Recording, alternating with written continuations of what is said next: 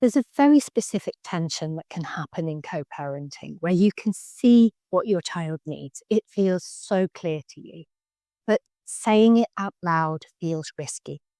And it's not because you're afraid of disagreement in itself.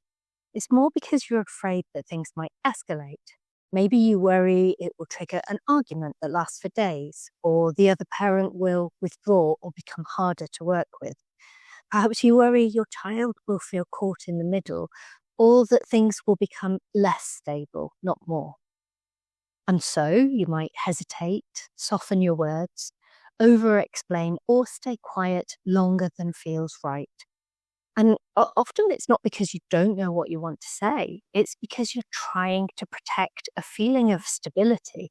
And that does make complete sense. But the problem is when one adult tries to silently maintain an atmosphere of calm in the whole family, it can end up creating resentment and exhaustion over time. And that's not sustainable either. Now, speaking up for your child to the other adults who care for them means you need to know how to be assertive. But assertiveness in co-parenting is often misunderstood because it's not about being forceful or confrontational, trying to convince the other adult, or winning. And it's definitely not emotionally venting. Think of it instead as advocating for your child by being clear and specific. So first, focus on what is challenging for your child. For example, hey, Oliver's been struggling with Monday mornings. Then secondly, state the impact of the situation on your child. Like, when he's late to bed on Sunday, school just becomes so much harder for him. And then third, let the other person know what your child needs and what you will be doing to help. In Oliver's case, it could be, I'm going to keep bedtime consistent now. It would be really great if you could help make that happen. And notice there's no defending or persuading or attacking, and there are no long explanations. It's just clear and straightforward and focused on your child. Keeping it simple and clear like this reduces the chances of things escalating. If, like me, you're tempted to over-explain, you're actually inviting negotiation between the two of you, and that can lead to potential disagreement. So keeping a clear focus on what your child needs helps contain the conversation and reduce the emotional temperature. Now, this is all very well and makes a lot of sense, but there can still be an underlying fear that things could get worse if you bring issues up. Questions like, well, what if they get angry? Or what if they argue back? What if they ignore you and just do what they like? These are things that can and do actually happen. What I want to say about this is it's not your job to regulate the other adult. Your job is to manage your own emotions and, if needed, repeat the boundary only once.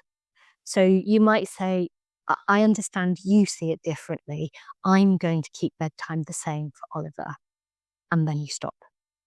You don't expand, you don't debate, you don't justify. Again, things can escalate more when you repeat yourself or defend your position. So what you want is a short, clear statement. And it doesn't always work, of course, but often it does.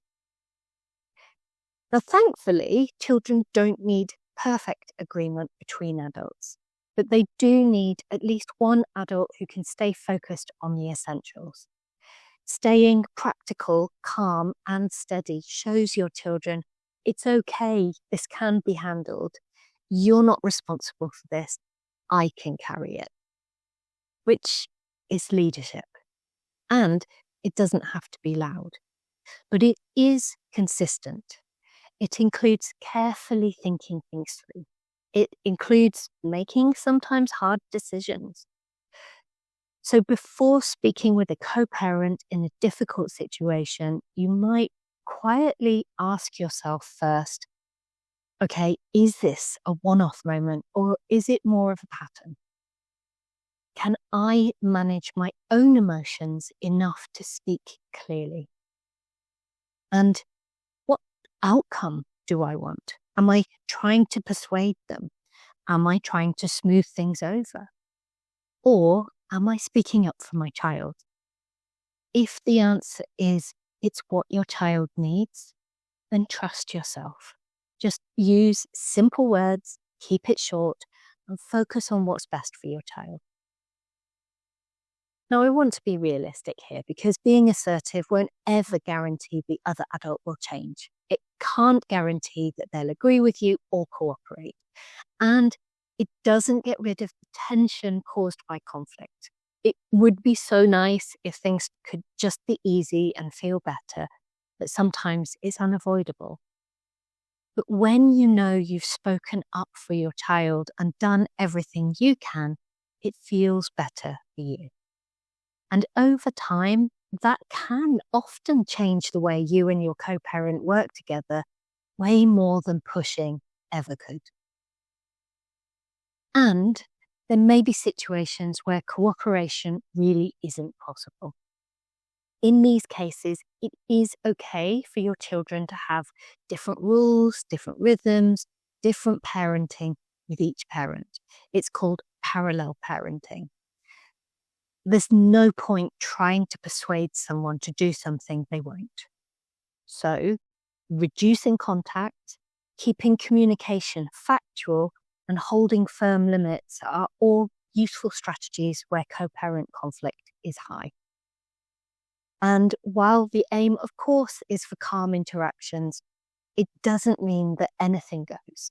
And you don't have to allow unsafe situations if you see them. Ultimately, your child's well-being is the priority, and that can be the boundary. Inside the Calm Enough Mum support circle, we practice this in a structured way.